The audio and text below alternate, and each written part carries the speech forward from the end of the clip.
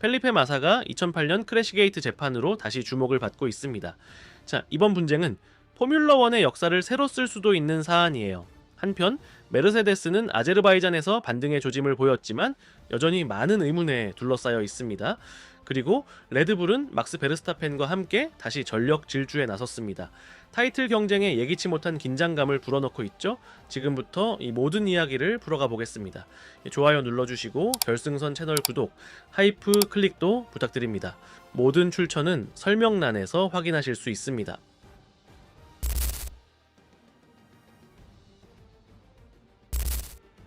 2008년을 잊을 수 있는 사람은 거의 없을 겁니다. 필리페 마사는 인텔라고스에서 가장 먼저 체커기를 받으며 월드 챔피언이 된 줄 알았죠. 팀 라디오에서 환호를 받았고 페라리 전원이 달려와 그를 안아줬으며 온 나라가 열광했습니다. 하지만 단 한 코너가 모든 걸 바꿔버렸습니다. 마지막 랩, 루이스 해밀턴이 티모 글록을 추월하며 단 한 점 차이로 챔피언을 가져간 겁니다. 포뮬러 1 역사상 가장 드라마틱한 결말이었죠. 하지만 가장 공정한 결말이었는지는 지금도 의문으로 남아 있습니다. 17년이 지난 지금 이 이야기가 다시 수면 위로 떠올랐습니다. 이 마사가 FIA, 포뮬러 1 그리고 버니 에클레스톤을 상대로 소송을 제기한 거예요. 재판은 오는 10월 28일 런던 고등법원에서 열립니다. 그가 원하는 건 단순합니다. 정의 그리고 인정. 자, 그 챔피언십이 조작됐다는 사실 그리고 자신이 진짜 챔피언이었다는 인정이죠. 논란의 중심은 바로 싱가포르 그랑프리입니다. 제 당시 마사는 여유있게 선두를 달리고 있었어요. 그런데 투루 세이프티카가 나왔습니다. 넬슨 피케 주니어의 충돌 때문이었죠. 겉으로 보기엔 단순한 실수 같았지만 몇 달 뒤 밝혀진 건 충격적인 진실이었습니다. 그 사고는 고의적이었고 페르난도 알론소를 돕기 위한 르노팀의 계획이었던 겁니다. 네, 이건 한마디로 결과 조작이었습니다. 피케, 알론소 그리고 플라비오 브리아토레가 직접적으로 연루됐죠. 네, 브리아토레는 오랫동안 F1에서 추방당했지만 지금은 알핀으로 돌아와 있습니다. 그날 밤 마사는 박스 실수로 순위가 무너져 결국 13위로 마쳤고 해밀턴은 챔피언십의 결정적인 포인트를 챙겼습니다. 물론 아무도 해밀턴을 탓하지는 않아요. 잘못은 그 조작을 꾸민 사람들과 이를 알고도 침묵한 이들에게 있습니다. 이 문제는 지금도 팬들을 갈라놓습니다. 과거는 바꿀 수 없고 잘못은 르노에 있었지 FIA 탓은 아니라는 쪽, 반대로 조작이 있었던 경기라면 결과를 무효로 해야 한다는 쪽도 있죠. 만약 그렇게 됐다면 마사가 챔피언이었을 겁니다. 마사 본인도 이렇게 말했죠. 포뮬러 1은 수영이 아닙니다. 각자 레인을 달리는 게 아니에요. 누군가 일부러 부딪히면 레이스 전체가 바뀌는 겁니다. 그리고 2023년 버니 에클레스톤은 충격적인 고백을 했습니다.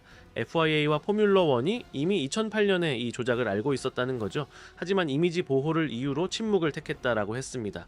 제 전년도에 맥라렌과 페라리의 스파이게이트가 있었기에 또 다른 대형 스캔들을 감당할 수 없었던 겁니다.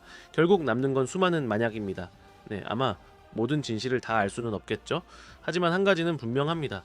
싱가포르에서 일어난 일은 단순한 경기 개입이 아니라 월드 챔피언십 결과 자체를 바꿔버린 사건이었다는 겁니다.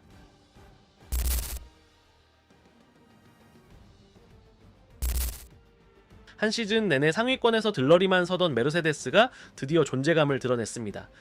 아제르바이잔 그랑프리에서 조지 러셀이 포디움에 올랐고 키미 안토넬리가 4위에 들었죠. 팀은 단번에 30포인트를 더하며 컨스트럭터 순위에서 페라리를 추월했습니다. 하지만 질문은 하나로 모아집니다. 이게 단발성 성과였을까요? 아니면 진짜 반등의 시작일까요?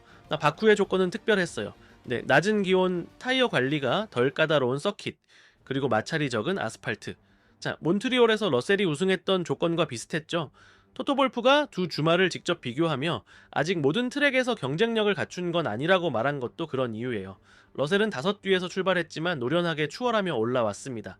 몸 상태도 좋지 않았어요. 열과 인후통에 시달렸지만 올 시즌 최고의 레이스 중 하나를 보여줬죠. 이 세이프티카 리스타트에서 안토넬리 뒤에 막히지 않았다면 베르스타펜과 직접 맞붙을 수도 있었습니다.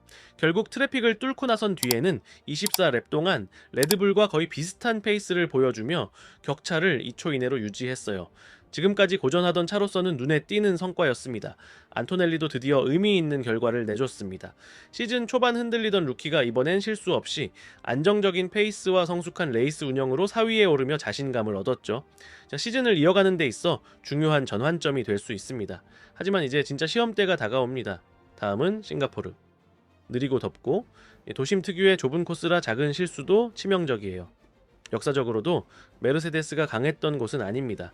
그래서 이번 바쿠 성과가 예외였는지 아니면 브레클리에서 뭔가 진짜로 변하고 있는지 확인할 수 있는 무대가 될 겁니다. 즉 컨스트럭터 챔피언십 판도도 흥미롭습니다. 우승은 사실상 맥라렌으로 굳어졌지만 남은 건 치열한 2위 싸움이에요. 불안한 페라리, 여전히 강력한 베르스타펜의 레드불, 그리고 반등 조짐을 보이는 메르세데스. 남은 7경기 컨스트럭터 준우승을 향한 싸움은 훨씬 뜨겁게 전개될 겁니다.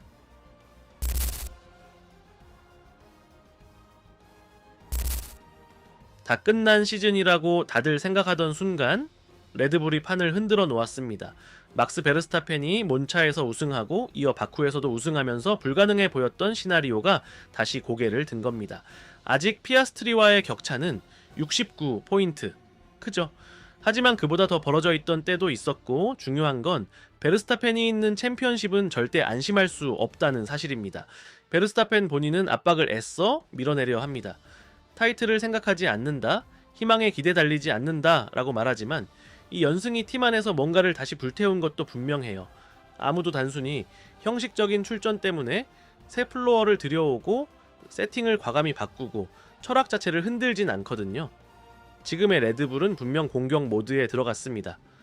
로랑 메키스는 우선은 배움이 목적이고 설령 포인트를 잃어도 괜찮다 라고 말했지만 솔직히 다 믿기지는 않죠.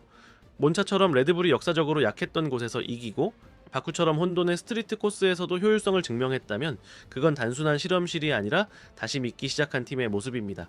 이제 싱가포르가 분수령이에요. 베르스타펜이 아직 한 번도 우승하지 못한 유일한 서킷이고 2023년에는 포디움조차 오르지 못했죠.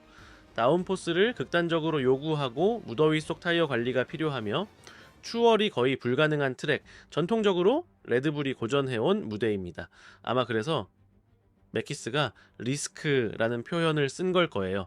만약 여기서 경쟁력을 보인다면 그때부터는 맥라렌이 진짜로 문제에 직면하는 겁니다. 맥라렌도 흔들림이 보이죠. 노리스와 피아스트리는 가까이 붙을 때 오히려 주저하는 느낌이고 이른바 파파야 룰의 눈치를 보는 듯합니다. 반대로 베르스타펜은 훨씬 가볍게 달립니다. 포인트를 나눌 동료도 없고 내부 정치도 신경 쓸 필요 없죠. 오직 달리기만 하면 됩니다. 물론 격차는 여전히 큽니다. 매 경기 평균 12포인트를 줄여야 하는 계산이에요. 하지만 바쿠에서 맥라렌이 흔들렸을 때 그는 단 하나도 놓치지 않았습니다. 그게 바로 이 상황을 위험하게 만드는 이유예요. 결국 타이틀이 워킹에 남을 수도 있습니다. 하지만 만약 싱가포르에서 베르스타펜이 강세를 이어간다면 이미 끝난 듯 보였던 이 시즌이 전혀 다른 드라마로 바뀔 수 있어요. 그리고 솔직히 이게 바로 포뮬러 1이 필요로 하는 거 아닐까요? 다 끝났다고 해도 끝까지 포기하지 않는 라이벌. 자, 영상이 마음에 드셨다면 하이프 버튼 꼭 눌러주시고 좋아요와 구독, 알림 설정도 부탁드립니다. 결승선 채널은 매일 새 영상을 올리고 있습니다. 모든 출처는 설명란에서 확인하실 수 있어요. 고맙습니다. 그리고 다음 영상에서 또 뵙겠습니다.